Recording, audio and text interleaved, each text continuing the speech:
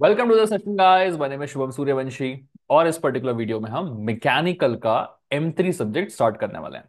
ये first unit है। इस फर्स्ट यूनिट से हम स्टार्टिंग करने वाले हैं और सिलेबस में थोड़ा सा डिफरेंस डेफिनेटली है। मैकेनिकल का सिलेबस थोड़ा सा अलग है, CSIT का सिलेबस थोड़ा सा अलग है, ENTC का, सिविल का। सो डिफरेंशिएशंस डेफिनेटली हैं सिलेबस में। इसलिए मैंने कोशिश की है कि आपकी ब्रांच स्पेसिफिक चीजें आपको पढ़ा दूं। ओके। तो जो कुछ आपके प्रीवियस ईयर के पेपर्स हैं, उन पेपर्स को ध्यान में रखते हुए इस पर्टिकुलर सिलेबस को क्रिएट किया जा रहा है, which is specifically align towards university of Pune mechanical engineering 2019 pattern. ठीक है। लगे तो बड़े बड़े में थंबनेल में भी लिखा था, यहां भी लिख के बता दे रहा हूं, ये 2019 पैटर्न के स्पेसिफिक है। तो कोई अगर 2024 पैटर्न हमारा गलती से घुसाया है इस पर्टिकुलर वीडियो में, तो आप प्लीज बाहर जाइए। आपके 2024 पैटर्न के वीडियोस अलग बने हुए हैं, आप वहां जाके देखेगा। ठीक है। This is with respect to 2019 pattern. Okay. चलिए शुरुआत करते हैं। स्टार्टिंग में सबसे पहले हमें यह समझना है कि इस पर्टिकुलर यूनिट में क्या पढ़ना है और क्या छोड़ना है, जैसे कि आपने थंबनेल में भी देखा था। ओके। तो आपको बता दूं कि जो कुछ मैं रिसर्च कर रहा हूं, ये बताने के लिए आपको कि क्या पढ़ना है और क्या छोड़ना है, वो स्पेसिफिकली आपके यूनिट टेस्ट, सॉरी, इनसेम एग्जामिनेशन को देखते हुए बनाया गया है। 2023 में आपका जो इनसेम एग्जाम हुआ था, उसके पैटर्न को पूरी तरह से एनालिसिस किया गया है। और फिर 2024 के पैटर्न का भी पूरी तरह से एनालिसिस किया गया है। यहां पर अगर आप क्वेश्चंस को देखोगे, तो हमेशा आपको फर्स्ट वाले क्वेश्चन में एनी टू क्वेश्चंस को सॉल्व करना होता है, करेक्ट। और फिर सेकंड वाले क्वेश्चन में आप जाओगे तो वहां पर भी आपको और में वही चीज का ऑप्शन मिलता है, एनी टू का। 2024 के पैटर्न में भी जाओगे तो यूनिट नंबर 1 से आपको फिर से एनी टू क्वेश्चन को सॉल्व करना पड़ता है, और ऑप्शन में भी वही चीज रहती है। तो जो चीज आप इसमें से छोड़ सकते हैं, वो आपको बहुत अच्छे से समझना जरूरी है। बिकॉज अगर आप यूनिट नंबर 1 के सिलेबस की बात करोगे, तो यूनिट नंबर 1 में टोटल आपके पास में 4 से 5 चीजें हैं पढ़ने के लिए। वो 4 से 5 चीजें क्या है, मैं आपको बताता हूँ। एक है कि जब आप लीनियर डिफरेंशियल इक्वेशंस की बात कर रहे हैं, तो उसमें लीनियर डिफरेंशियल इक्वेशंस में जब कांस्टेंट कोएफिशिएंट आता है, तो उसको लेके एक वैरायटी आ जाती है। उसी वैरायटी के अंदर दो डिफरेंट मेथड्स होते हैं उन क्वेश्चंस को सॉल्व करने के। उसके अलावा इससे थोड़ा सा डिफिकल्ट एक वैरायटी आता है जिसमें कोएफिशिएंट कांस्टेंट नहीं, वेरिएबल रहता है।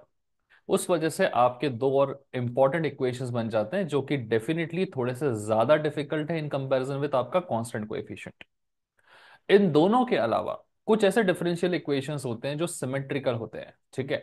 आप सिमेट्रिकल में एक बहुत ही बेसिक सा एग्जांपल दूं आपको, तो इस तरीके से कुछ चीजें लिखी होती है कि dx/p is equal to dy divided by q is equal to dz divided by r। I don't know आपने अभी तक पढ़ाई शुरू की है या नहीं की है, but just giving an example कि ऐसा कुछ आपको लिख के आता है। और वो वैरायटी भी एक अपने आप में यूनिक वैरायटी है। इसके अलावा चौथी वैरायटी जो आपके सामने आ जाती है, that is application of differential equations. अगर आपने कॉलेज में थोड़े बहुत सेशंस अटेंड किए होंगे, तो इसमें वो स्प्रिंग वाले क्वेश्चंस आते हैं। ठीक है। आपको एक लेंदी फॉर्म में लिखा रहता है कि एक स्प्रिंग है, उसके ऊपर एक मास गिर रहा है या फिर लटका दिया गया है, बस उसको लेके क्वेश्चंस क्रिएट किए जाते हैं। तो ये अपने आप में एक और वैरायटी हो जाती है।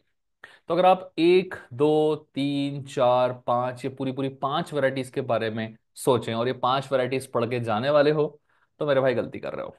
ये पूरी पांचों वैरायटीज तुम्हें पढ़ने की जरूरत बिल्कुल भी नहीं है। इस वीडियो को प्लीज पूरा देखिएगा ताकि आप समझ पाएं कि टोटल 5 में से अगर हम सिर्फ 2 या 3 वैरायटीज भी कवर करके जाएं, तो भी हमारे पूरे पूरे 15 मार्क्स आ सकते हैं। ओके। सो इस यूनिट का वेटेज 15 मार्क्स का है। आई नो कि आप ये चीज जानते हैं, बट सिर्फ प्लीज बता रहा हूं। ठीक है। अभी जो 15 मार्क्स का तुम्हारे पास आने वाला है एग्जाम में, ये 15 मार्क्स किस तरीके से डिवाइडेड है, वो देखो बड़े ध्यान से। ठीक है। ये बहुत इंपॉर्टेंट वीडियो है, प्लीज इसे पूरा देखिएगा, बीच बीच से फॉरवर्ड मत कीजिएगा। ओके। देखिए समझते हैं।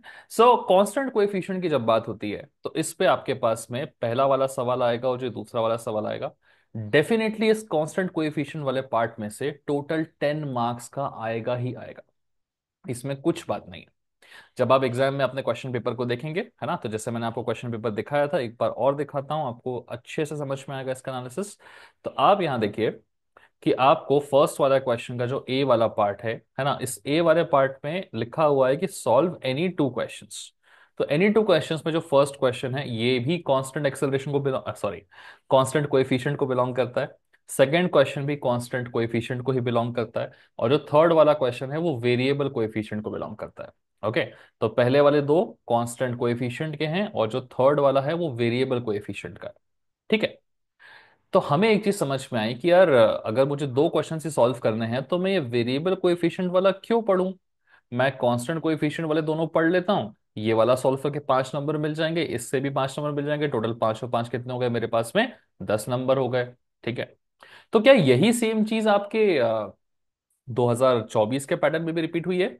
देख लेते हैं, सॉरी, 2024 के एग्जाम में भी रिपीट हुई है, चेक कर लेते हैं, चलिए, है ना। तो अभी अभी जो हमने देखा वो कौन सा था, 2024 का देखा था ये, ठीक है, ये 2024 का पेपर है, एग्जैक्टली एक साल पहले का ये चीज हुई थी। अगर आप 2023 का पेपर उठा के देखोगे तो वहां पर भी आपको रियलाइज होगा कि सेम ही चीज हुई है। ओके। देखिए, जो पहला वाला क्वेश्चन है यहां पर, ये कांस्टेंट कोएफिशिएंट का ही आया है जैसे हमने देख रखा था। दूसरा वाला सवाल है ये भी आपका कांस्टेंट कोएफिशिएंट को लेकर आया है। और जो तीसरा वाला सवाल है वो वेरिएबल कोएफिशिएंट को लेकर आया। मतलब अगेन अगर आप वेरिएबल कोएफिशिएंट छोड़ देते तो आपको यहां से एक सवाल, यहां से एक सवाल, ऐसे करते करते दो सवाल करके आपको 5 और 5 10 नंबर मिल जाते। ठीक है। तो एक चीज हमें समझ में है कि यार वेरिएबल कोएफिशिएंट जो है उसको ऑप्शन में रख के हम बाजू कर सकते हैं, इसको पढ़ने की जरूरत बिल्कुल भी नहीं है। ठीक है। चलिए, आप इसके अगर और में जाएं नीचे की तरफ, ठीक है, अब किसी किसी का डाउट रहता है कि जरूरी थोड़ा ना है कि ये फर्स्ट वाले क्वेश्चन में ऐसा है तो सेकंड वाले क्वेश्चन में भी ऐसा रहेगा, सेकंड वाले क्वेश्चन में कुछ और हो गया तो। नहीं, बिल्कुल नहीं, सेकंड वाले क्वेश्चन में भी ऐसा कुछ नहीं किया है उसने। ठीक है। देखो, ये वीडियो आपको सिर्फ समझाने के लिए है कि आपको क्या वैरायटी पढ़नी है क्या वैरायटी छोड़नी है, तो प्लीज ध्यान से देखिएगा। ज्यादा लोड मत लीजिएगा, कांस्टेंट कोएफिशिएंट क्या होता है मेरे को नहीं पता, वेरिएबल कोएफिशिएंट क्या होता है मेरे को नहीं पता। कोई बात नहीं, सुनो, पहले सुन लो, जितना बोला जा रहा है उसको एब्जॉर्ब करने की कोशिश करो। रील नहीं है कि इंस्टाग्राम में 10 सेकंड का चला के पलट दिया। ठीक है। सुनो, जो चीजें कह रहे हैं समझो। अगेन दो सवाल करने हैं ऑप्शन में, है ना। तो ऊपर वाला चूज कर सकते हो, नीचे वाला, नीचे वाला भी चूज करते हो। जो जो पहला सवाल है ये आपका कांस्टेंट कोएफिशिएंट का ही आता है। दूसरा सवाल है ये भी आपका कांस्टेंट कोएफिशिएंट को लेकर आता है। और जो तीसरा सवाल है ये वापस से किसको आया, वेरिएबल कोएफिशिएंट को लेकर आया। ठीक है। और ये एनी टू करने थे, आप ये दोनों कर सकते थे, बल्ले बल्ले। यहाँ पे छोड़ दो इसको। तो आप 5 + 5 10 मार्क्स यहाँ से भी अचीव कर सकते थे। तो या तो ऊपर वाले से कर लो या नीचे वाले से करो, कोई फर्क नहीं पड़ता। आप अगर पूरी तरह से वेरिएबल कोएफिशिएंट को छोड़ रहे हैं तो आपको टेंशन लेने की जरूरत नहीं है, आपके फिर भी 10 मार्क्स पक्के हैं। समझ में आया? एक चीज की क्लैरिटी हुई। ओके। तो टोटल 15 मार्क्स की यूनिट है, उसमें से मैंने आपको बता दिया कि आप अगर सिर्फ और सिर्फ दो चीजें पढ़ लें। क्या चीजें? आपका जो कांस्टेंट कोएफिशिएंट है उससे हमने देखा कि यार क्वेश्चंस आने वाले हैं, कितने 10 नंबर के क्वेश्चन आने वाले हैं। तो कांस्टेंट कोएफिशिएंट में कितनी वैरायटीज है? हाँ जी सर, दो वैरायटीज हैं। एक है आपका जनरल मेथड से सॉल्व होने वाला, दूसरा है आपका वेरिएशन ऑफ पैरामीटर से सॉल्व होने वाला, है ना। तो अगर आप ये दोनों वैरायटीज को पढ़ लेते हैं तो इसको मिला के टोटल आपके कितने मार्क्स गारंटीड हो जाते हैं? 10 मार्क्स गारंटीड हो जाते हैं। कौन सी वाली चीज है जो ऑप्शन में आप छोड़ सकते हैं? ये वेरिएबल कोएफिशिएंट वाली चीज है जिससे आप ऑप्शन में छोड़ सकते हैं, तो ये हमने बाजू कर दिया। ठीक है ना। एक एक करके सारे वीडियोस यूट्यूब पे आएंगे, आप उन वीडियोस को बैक टू बैक देख सकते हैं। ठीक है। और वेरिएबल कोएफिशिएंट ऐसा नहीं है कि मैं पढ़ाऊंगा नहीं, मैं उसे पढ़ा भी दूंगा, जिसकी इच्छा है पढ़ सकता है। बट आपकी यूनिवर्सिटी एग्जाम के लिए आपके लिए अच्छी चीज ये है कि आप उसे स्किप कर सकते हैं। 10 मार्क्स यहाँ जुड़ गए। टोटल थे हमारे इस पर्टिकुलर यूनिट से 15 मार्क्स। अब बाकी के 5 मार्क्स कहाँ से आएंगे? देखो नीचे पैटर्न। जो फर्स्ट वाला सवाल है उसमें एनी टू क्वेश्चन सॉल्व करने पड़ते हैं, तो हम ये दो क्वेश्चन सॉल्व करके ये स्किप कर देंगे, 5 और 5 हो गए 10 नंबर। इसका जो बी वाला पार्ट आता है, वो बी वाला पार्ट फर्स्ट वाले सवाल में किसका आता है? Symmetrical simultaneous differential equation. और करके अगर दूसरे सवाल में आप जाएंगे तो वहां भी वैसा ही है, ए वाले पार्ट में आप अगर दूसरा वाला करना चाहते तो इन दोनों को करके इसको छोड़ सकते थे।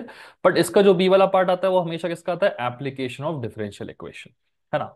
मतलब आप चाहें तो इसे पढ़ सकते हैं, ठीक है, या फिर आप चाहें और इसे पढ़ सकते हैं। ठीक है ना। तो अगर आप इस पूरे कांस्टेंट कोएफिशिएंट के साथ में अगर साइमल्टेनियस इन दोनों को पढ़ के जाते हैं तो फर्स्ट वाला सवाल में से 10 मार्क्स यहां से आ गए और बाकी के 5 मार्क्स आपके साइमल्टेनियस में से आ गए। यहां से 10 और 5 15 उठा लेंगे। या फिर अगर आप बोले कि यार नहीं, मुझे यहाँ मजा नहीं आ रहा है, तो आप बोलोगे कि यार मैं इसके साथ में किसको पढ़ के चले जाऊंगा? इसको पढ़ के चले जाऊंगा। तो आप दूसरे वाले सवाल को फिर हल कर सकते हैं जिसमें फर्स्ट वाला कांस्टेंट कोएफिशिएंट से यहां से आपने 10 नंबर उठाए। सॉरी। और बाकी के 5 नंबर आपने एप्लीकेशन वाला क्वेश्चन यहां से करके उठा लिया। ओके। समझ में आ गया, है ना। तो सिंपल चीजें हैं, सिंपल चीजें हैं, ठीक है। इसे पूरा इरेज करते हैं और शॉर्ट में आपको बताते हैं कि आप क्या करेंगे। कांस्टेंट कोएफिशिएंट को तो आपको छोड़ना नहीं है, ये तो पूरा पूरा आता है, आप इसे करके जाएंगे ही जाएंगे। ठीक है। इसके साथ में आप या तो ये वाला कर सकते हैं, ठीक है, तो ये प्लस ये मिला के 15 हो जाएंगे, या फिर आप इसके साथ में ये वाला कर सकते हैं, तो ये और ये मिला के 15 हो जाएंगे। इसको तो पूरी तरह से किक आउट करो, ठीक है ना। अब इन दोनों में भी मेरे हिसाब से मी एज अ पर्सन अगर पढ़ के जाएगा तो क्या करूंगा मैं? तो यार सिंपल है कि यार मुझे ये वाला पार्ट जो है ना वो थोड़ा सा ज्यादा इजी लगा, क्योंकि इसमें ज्यादा वैरायटी नहीं दिखी मुझे, कम वैरायटीज थी, और क्वेश्चंस भी उतने ज्यादा डिफिकल्ट लगे नहीं। हो सकता है अभी आपने जब पढ़ाई की है तो आपको इसके क्वेश्चन समझ में ना आ रहे हो, ठीक है, बट ट्रस्ट मी, ये वाला पार्ट उतना डिफिकल्ट है नहीं, मैं जब सिखाऊंगा आपको समझ में आ जाएगा, है ना। हालांकि अगर फिर भी ना जमे तो ये वाला पार्ट तो मैं आपको कराने वाला हूं ही, है ना। तो मैं इसे भी करा के दूंगा, इसे भी करा के दूंगा, आपकी मर्जी है, आप इसके साथ ये वाला करें या फिर इसके साथ में ये वाला करें। दोनों ही केसेस में आपके पूरे 15 मार्क्स हो जाते हैं। ओके, ठीक है। चलिए, इतना हमें समझ में आ गया। अब बात यह है कि यार ऊपर ऊपर से देख तो लिया भाई कि यार पढ़ के क्या जाना है, छोड़ के क्या जाना है, लेकिन लेकिन इस कांस्टेंट कोएफिशिएंट के अंदर कितनी सारी वैरायटीज हैं।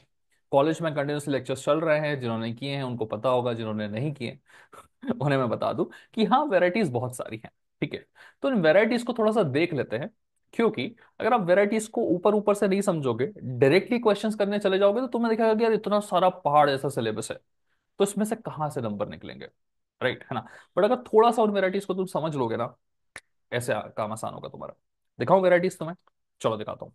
तो इस कांस्टेंट कोएफिशिएंट के अंदर आपको जो पहला सवाल मिलेगा वो जनरल मेथड या शॉर्टकट मेथड के थ्रू सॉल्व हो सकता है, और जो दूसरा सवाल है वो वेरिएशन ऑफ पैरामीटर्स के थ्रू सॉल्व हो सकता है। इनके क्वेश्चंस किस तरीके से दिखते हैं, आओ आपको दिखाते हैं, ठीक है ना। पहले इस वाले पार्ट को कवर करते हैं, ठीक है, इसे तो हमने सोच रखा है कि उधर से खत्म करना है, और ये वाला पार्ट के क्वेश्चंस भी दिखा दूंगा, इसके क्वेश्चंस भी आपको दिखा दूंगा, एग्जैक्टली सेम जो प्रीवियस ईयर्स में पूछे गए, ठीक है। तो पहले जरा इस कांस्टेंट कोएफिशिएंट को फोकस करते हैं, ठीक है। आओ, तो आपके पास जो एग्जाम में सवाल आएगा लिखा हुआ, वो कुछ इस तरीके से लिखा होगा कि solve d² - 5d + 6 is equal to into y is equal to e⁴x। तो क्योंकि आप थोड़े बहुत डिफरेंशियल इक्वेशंस पहले भी सॉल्व कर चुके हैं, तो आपको पता होगा कि ये जो फॉर्मेट आपके सामने लिखा हुआ है, ठीक है ना, इसको अगर आप शॉर्टकट में लिखना चाहें तो वो कुछ इस तरीके से दिखता है ना। तो ये जो कुछ लिखा है ये डी के टर्म्स में लिखा है, तो हम इस पूरे वाले पार्ट को शॉर्ट में as a phi of D represent करते हैं, और ये डी इस वाई से मल्टीप्लाई हो रहा है, तो हम फाइव ऑफ डी को वाई से मल्टीप्लाई कर रहे हैं, और इज इक्वल टू डाल के बाजू में जो भी फंक्शन लिखा है ये एक्स के फॉर्म में होता है हमेशा। e⁴x हो गया, sin⁻³ हो गया, e⁴x × sin x हो गया, तो जो कुछ है वो x के फॉर्म में ही होता है आपका, इसलिए हम इस पूरे को क्या बुलाते हैं, f(x) बुलाते हैं, ठीक है ना। तो इस तरीके से कुछ आपको सवाल दिया रहेगा, ठीक है ना, जिसका शॉर्टकट वर्जन कुछ ऐसा दिखता है, और जो एक्चुअल में इस तरीके से दिखाई देता है, ठीक है। जब आप इस सवाल का सॉल्यूशन लिखने जाएंगे, तो उस सवाल का सॉल्यूशन कैसे लिखाता है, y is equal to y c plus y p. Okay, जैसे कि आपने यहाँ पे देखा, इसका जो सॉल्यूशन होता है y is equal to y c plus y p होता है। इस वाई सी वाले पार्ट को निकालना ज्यादा डिफिकल्ट नहीं होता, ये बहुत ही इजी टास्क होता है, इसे आप काफी आसानी से निकाल सकते हैं। प्रॉब्लम आपको जो आने वाली है वो इस वाई पी वाले पार्ट के लिए आने वाली है, क्योंकि ये थोड़ा सा डिफिकल्ट होता है, प्लस ये हर क्वेश्चन के लिए डिफरेंट होता है। मतलब अगर सवाल में e⁴x लिखा है, तो आपके वाई पी निकालने का तरीका थोड़ा अलग हो जाएगा। अगर e⁴x लिख दिया तो थोड़ा सा अलग तरीका हो जाएगा। अगर sin⁻³ + 5 दे दिया है तो थोड़ा तरीका अलग हो जाएगा। अगर ये दोनों का मल्टीप्लिकेशन दिया तो थोड़ा सा तरीका अलग हो जाएगा। तो हर सवाल के साथ में वाई पी की वैल्यू को जो निकालना है उसका तरीका चेंज होता है। हालांकि जो तरीका है उतना ज्यादा डिफिकल्ट नहीं है ना, बट फिर भी मैं इस पार्ट को डिफिकल्ट क्यों बोल रहा हूं? मैं इसलिए बोल रहा हूं क्योंकि इस वाले पार्ट के कंपैरिजन में ये वाला पार्ट डिफिकल्ट है, ठीक है। हालांकि आपको थोड़े बहुत फॉर्मूलाज हैं जो ज्यादा डिफिकल्ट है नहीं, जो प्रैक्टिस से भी याद हो जाते हैं, उन फॉर्मूलाज को अगर आप थोड़ा सा याद कर लोगे ना, तो आपको ये वाला पार्ट निकालना डिफिकल्ट उतना नहीं लगेगा, काम आसानी से आपका हो जाएगा, ठीक है। तो इस पर्टिकुलर यूनिट में आपको क्या करना है, आपको दी रहेगी एक लीनियर डिफरेंशियल इक्वेशन, और उस लीनियर डिफरेंशियल इक्वेशन का क्या निकालना है आपको, सॉल्यूशन। लीनियर डिफरेंशियल इक्वेशन कुछ इस तरीके से दिखती है, ये रही एक लीनियर डिफरेंशियल इक्वेशन आपके सामने। Okay, so this is how a linear differential equation looks like. ऐसी भी दिख सकती है, कई कई जगहों पे वो ऐसे ना लिख के कुछ थोड़ा बड़े तरीके से लिखता है, तो ये भी आपकी लीनियर डिफरेंशियल इक्वेशन ही है, ठीक है ना। तो लीनियर डिफरेंशियल इक्वेशन कुछ इस तरीके से आपको दिख सकती है, और उसका जो सॉल्यूशन निकलता है वो दो पार्ट्स में निकलता है, जिसमें पहला वाला पार्ट एकदम इजी वाला पार्ट है, दूसरे वाले पार्ट में थोड़ी सी मेहनत करनी पड़ती है, और इन्हीं चीजों को लिख के आपको सॉल्यूशन लिख के दिखाना है, ठीक है ना। तो आई होप आपको थोड़ा थोड़ा समझ में आ रहा होगा। इस पर्टिकुलर वीडियो में एक बेसिक इंट्रोडक्शन वीडियो है, जिसमें हम ये देख रहे हैं कि हमारे पास क्या सिलेबस है, क्या पढ़ना है, क्या छोड़ना है, और जो चीज पढ़नी है उसमें एग्जैक्टली करके क्या आना है ना। बोल तो देते हैं linear differential equation, linear differential equation, but करना क्या है उस इक्वेशन के साथ में, जवाब देना है, उसका सॉल्यूशन निकालना है। दो पार्ट्स में निकलेगा, एक इजी वाला पार्ट, एक डिफिकल्ट वाला पार्ट, और उनको ही लिख के सॉल्यूशन बता देना है, ठीक है। चलिए, तो आपके सामने जो 10 नंबर का सवाल आएगा, वो 10 नंबर का सवाल इन्हीं 4 सवालों में से भी कोई 2 सवाल हो सकते हैं, ठीक है ना। तो वो दिखेगा कुछ इस तरीके से ही। ओके। अच्छा, जिन लोगों को थोड़ा बेसिक सा कंफ्यूजन है, मैं तुम्हें बता दूं बहुत इंपॉर्टेंट चीज, कि ये जो डी स्क्वायर लिखा हुआ है ना, ये बेसिकली इसका मीनिंग यही होता है। ये हाँ लिख रहे हैं आप, D square divided by D x square, ठीक है। यही होता है आपका, it is nothing but D square, ठीक है। अगर आप सिर्फ डी की बात करें तो आप डी बाई डी एक्स अगर लिखना चाहें तो ये आपका डी हो जाता है। वैसे अगर आप क्यूब में चले जाते हैं, क्यूब में चले जाएंगे तो D cube divided by D x cube, ठीक है ना। यही आपका क्या कहलाता है, डी क्यूब कहलाता है। ओके। तो अगर आपके पास में D square x y by D x पर लिखा हुआ है, मतलब ये पूरा क्या है आपका, दिस वाला part is basically called as D square. तो आप इस वाले पार्ट को क्या लिख सकते हैं, ये हो गया आपका डी स्क्वायर, और ये वाई से मल्टीप्लाई होता है इंटू वाई। यहाँ देखिए माइनस, ये डी बाई डी एक्स क्या कहलाता है आपका, डी कहलाता है। तो आप क्या लिखोगे, 6 into D by D x आपका डी कहलाता है, तो 6D into Y plus 8Y, ठीक है ना। तो देखिए, ये जो बड़ी सी इक्वेशन दिख रही थी आपको थोड़ी अजीब सी, वो कितनी आसानी से एक सिंपल इक्वेशन के फॉर्म में कन्वर्ट हो गई। और इस पूरे में से अगर y बाहर निकाल दोगे तो ये कैसा दिखेगा, आप देखो, डी स्क्वायर माइनस 6t+8, इस पूरे में से मैंने y को बाहर निकाल दिया, इज इक्वल टू जो भी था आपका e⁻x। और यही आसान तरीके से चीजें यहां पर भी लिखी हुई है, ठीक है। तो इसको देख के डरने की जरूरत नहीं है ना। जब भी ऐसा कुछ लिखा है ना, D cube y by D x cube, तो आप इस पूरे को एक डी के फॉर्म में कन्वर्ट कर सकते हैं। जैसे क्यूब वाला है तो हम इसे क्या लिख देंगे, डी क्यूब, और साथ में क्या है, इंटू वाई प्लस 9। ये डी बाई डी एक्स है तो ये कैपिटल डी इंटू वाई, इस तरीके से आप इन्हें कन्वर्ट कर सकते हैं। चीजें आपके लिए उतनी डिफिकल्ट नहीं होंगी, ठीक है ना। तो इंट्रोडक्शन है, बेसिक चीजें जानने की कोशिश कर रहे हैं, ओके है ना, समझ में आया, बढ़िया चीजें, ठीक है। एक्चुअल पढ़ाई जो है वो थोड़ा सा आगे जाके स्टार्ट होगी, है ना। बस एक इंट्रोडक्शन हम समझ रहे हैं अभी, ओके। आगे बढ़ते हैं। अब देखो, बात ऐसी है कि हमने देखा कि यार हमें जो सवाल लिख के आएगा, है ना, वो कुछ इस तरीके से लिखा आएगा, ओके। और उसका जो सॉल्यूशन निकलता है वो कुछ इस तरीके से निकलता है ना, जिसमें दो पार्ट्स हैं, एक इजी वाला पार्ट और एक टफ वाला पार्ट, ठीक है। अब मेरी एक बात समझो, कि आप डायरेक्टली इनको पढ़ने जाओगे या इनको सीखने जाओगे तो थोड़ी सी आपको डिफिकल्टी होगी, है ना। तो हम उसके लिए क्या करेंगे, हम उसके लिए जो शुरुआत करेंगे वो इस वाली वैरायटी से करेंगे, है ना। तो इस वाली वैरायटी में और नीचे वाली वैरायटी में फर्क क्या है, एक्चुअल एग्जाम में आपसे कौन सी वैरायटी पूछी जाने वाली है, ये वाली वैरायटी है जो आपके एक्चुअल एग्जाम में पूछी जाने वाली है आपसे। आपके इन सेमेस्टर एग्जाम में जो भी सवाल आएगा वो कुछ इस तरीके से दिखने वाला है, जिसमें five D of y is equal to f of x आता है। लेकिन इसको सीखने से पहले आपको five D of y is equal to zero को कैसे सॉल्व करना है वो सीखना पड़ेगा। और इसका सॉल्यूशन भी बड़ा इजी होता है, y is equal to y of c. जैसे यहाँ पे क्या था, y c plus y p, एक इजी वाला पार्ट था, एक डिफिकल्ट वाला पार्ट था, बट यहाँ पर डिफिकल्ट वाला पार्ट नहीं आता, सिर्फ और सिर्फ कौन सा आता है, इजी वाला पार्ट। तो हम शुरुआत जब करेंगे पहले वीडियो में, ये तो इंट्रोडक्शन है, इसके बाद जो वीडियो आएगा उस वीडियो में हम इसके जितनी भी वैरायटी ऑफ क्वेश्चंस हैं उन सारी वैरायटीज को कवर कर लेंगे, ठीक है। आप जैसे ही इसको थोड़ा सा मास्टर कर लोगे, उसके बाद हम मूव करेंगे इस वैरायटी पे, और फिर हमारे लिए चीजें उतनी डिफिकल्ट नहीं होंगी, क्योंकि हमें ये इजी वाला पार्ट निकालते आता रहेगा जो हम वाई सी निकालते थे। हमें सिर्फ और सिर्फ फोकस करना पड़ेगा वाई पी निकालने में, ठीक है। अच्छा, बुक्स में और कॉलेजेस में थोड़ा अलग अलग तरीकों से भी सिखाया जाता है। कुछ लोग वाईपी को डायरेक्ट पर्टिकुलर इंटीग्रल के नाम से जानते हैं, ये पर्टिकुलर इंटीग्रल पीआई ही होता है, ठीक है। आप कैसा भी नोटिफिकेशन या नोटेशन, सॉरी, कैसे भी नोटेशन यूज करें, डजेंट मैटर, है ना। This is particular integral which is written as y p, okay. I hope आपको समझ में आ गया होगा। एक्चुअल एग्जाम में जो सवाल आएगा वो ऐसा दिखेगा। डायरेक्टली हम इस पे नहीं जाएंगे, थोड़ी शुरुआत करेंगे हम इजी सवालों से, जो कि कुछ इस तरीके से दिखते हैं, जहां पे ये phi of t of y is equal to कुछ एक फंक्शन ना रहता है, यहाँ फंक्शन की जगह पे सीधे जीरो लिखा रहता है, ठीक है ना। जिससे चीजें क्या हो जाती है, थोड़ी सी इजी हो जाती है। इनको सीख ले, फिर थोड़े से टफ वाले पे जाएंगे, ओके। चलिए, ओके। एक बार हम इस टफ वाले एग्जाम पैटर्न को सीख लेंगे तो हमें ये रियलाइज होगा कि हमारे 10 नंबर हो गए हैं क्या, पक्के। अब देखो, अब ध्यान से सुनना, ये जो इजी वाला पार्ट है phi of D of y is equal to zero, जो हम पहले सीखने वाले हैं। ये आराम से आधे घंटे के अंदर एक ही वीडियो में आप सीख जाओगे। इसमें चार अलग डिफरेंट टाइप के रूट्स होते हैं। आई थिंक किसी ने भी अगर M3 की थोड़ी बहुत भी क्लासेस की है कॉलेज में तो वो समझ जाएगा कि यार हाँ, इन रूट्स को निकालना काफी आसान होता है। आगे मैं और डिटेल में बता दूंगा। ठीक है। इसके आगे जब हम पढ़ेंगे तो फिर हम एक्चुअल वेराइटी पे जाएंगे जो हमारे एग्जाम में पूछी जाती है, जिसमें phi of D of y is equal to zero नहीं होता, जबकि phi of D of y is equal to f of x होता है। ठीक है। और यही वैरायटी एग्जाम में पूछी जाती है। अब इस वैरायटी को अगर आप समझें तो आपके पास बहुत सारे क्वेश्चंस आ सकते हैं। कैसे सारे क्वेश्चंस आ सकते हैं?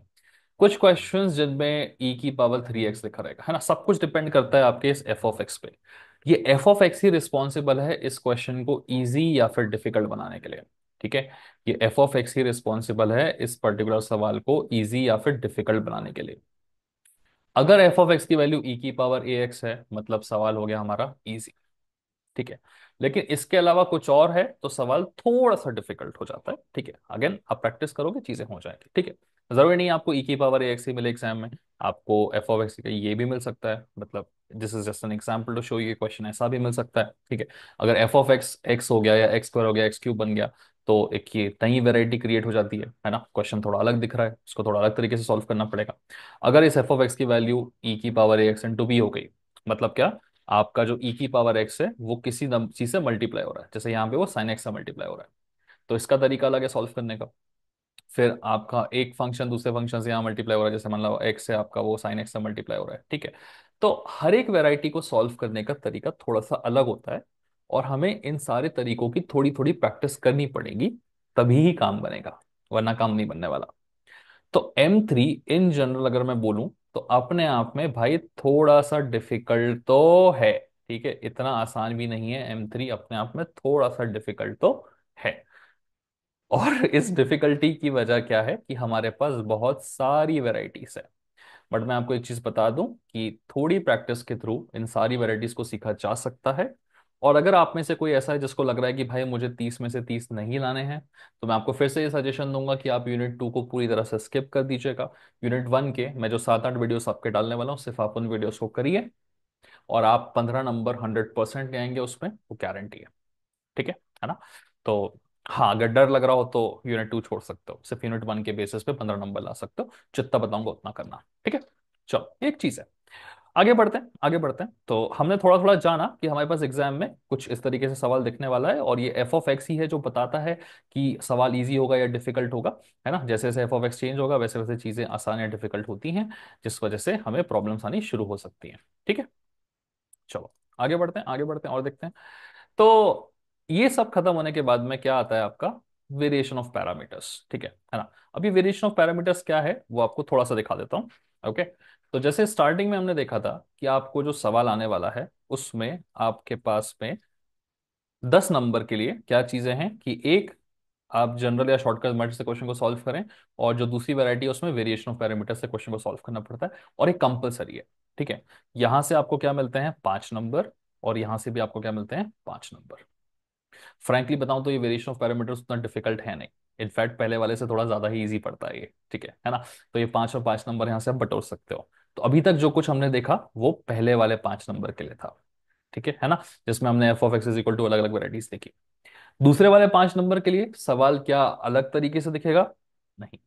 दूसरे वाले 5 नंबर के लिए भी सवाल आपको वैसा ही दिखेगा। ठीक है। चलिए दिखाते हैं आपको। तो जब आप वेरिएशन ऑफ पैरामीटर्स पढ़ने जाएंगे तो आप देखिए सवाल हमें वैसा ही दिख रहा है ना। सवाल में क्या लिखा है कि solve D square y by D x square plus y is equal to cosec x। ठीक है। आप अगर इसे थोड़ा आसान शब्दों में लिखना चाहते हैं तो आप D square by D x square लिख सकते हैं डी स्क्वायर प्लस 1 इंटू ये 1 यहाँ से कॉमन लिया, वाई आ गया is equal to cosec x। तो वही चीज है कि डी का फंक्शन है फाई ऑफ टी। ये पूरा फंक्शन किससे मल्टीप्लाई हो रहा है? वाई से। और इज इक्वल टू क्या बन रहा है? एक फंक्शन जो एक्स के फॉर्म में एफ ऑफ एक्स। तो सवाल हमारा अभी भी वैसा ही दिख रहा है जैसे पहले दिख रहा था। बस जो प्रोसेस होगा इसको सॉल्व करने का वो प्रोसेस अलग होगा। उस प्रोसेस का नाम है वेरिएशन ऑफ पैरामीटर्स, और उस प्रोसेस के थ्रू आपको इस सवाल को सॉल्व करना है। 5 नंबर मिलेंगे। ठीक है। ये सबसे फेवरेट सवाल रहा है यूनिवर्सिटी का अभी तक। तो 1 2 3 4 5 बार यूनिवर्सिटी पूछ चुकी है इस सवाल को। देयर इज हाई पॉसिबिलिटी कि फिर से आ जाए। बड़ी इंपॉर्टेंट प्री वाई क्यू है, तो कराएंगे, इसे भी कराएंगे। ठीक है ना। तो यहां हमने देखा कि आपके 5 और 5 10 नंबर पक्के हो चुके हैं, है ना। पहले 5 नंबर कहाँ से, पहले 5 नंबर आपके यहाँ से। जब एफ ऑफ एक्स की वैल्यू कुछ भी हो सकती है, इन सब को सॉल्व करने का एक जनरल मेथड होता है ना। उस जनरल मेथड के थ्रू आप इनमें से किसी भी सवाल को सॉल्व कर सकते हैं, सिखाया जाएगा आपको, वहां से 5 नंबर मिलेंगे। और फिर एक और मेथड होता है जिसका नाम है वेरिएशन ऑफ पैरामीटर्स, इसके थ्रू आप सॉल्व कर सकते हैं, जिससे आपको और एक 5 नंबर मिलेंगे। ठीक है, टोटल हो गया आपके तुम्हारे 10 नंबर। ठीक है, अब इस 10 नंबर के बाद में कहाँ आते हैं हम, कहाँ आते हैं, इस 10 नंबर के बाद में हम आ जाते हैं अगले वाले 5 नंबर पे, है ना।